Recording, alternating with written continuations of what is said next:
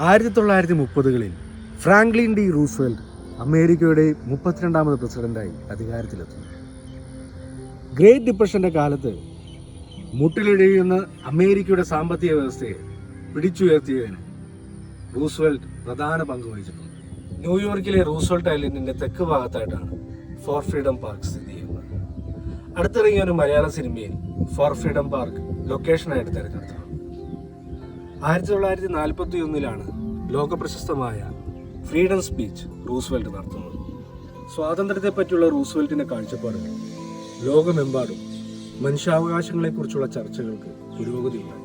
മനുഷ്യ സമൂഹത്തിന്റെ അഭിപ്രായവും ആവിഷ്കാര സ്വാതന്ത്ര്യം, ആരാധനയും വിശ്വാസവും, അവശ്യ വസ്തുക്കളുടെ പങ്കിട്ടെടുക്കലും ഒത്തൊരുമയും യാതൊരുവിധ ഭയവും കൂടാതെ സാധിച്ചെടുക്കണമെന്നാണ് ലോകരാഷ്ട്ര നിർമ്മിതിക്ക് വേണ്ടി റൂസ്വെൽറ്റ് മുന്നോട്ട് വെച്ചത്.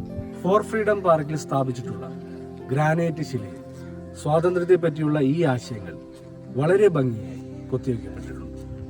സ്വാതന്ത്ര്യം എന്നുള്ളത് എങ്ങനെയായിരിക്കണം, എപ്പോഴായിരിക്കണം, എത്രത്തോളം ഉണ്ടാവണം, ഇതെല്ലാം ഇന്നും എന്നും ചർച്ചാ വിഷയമാണ്.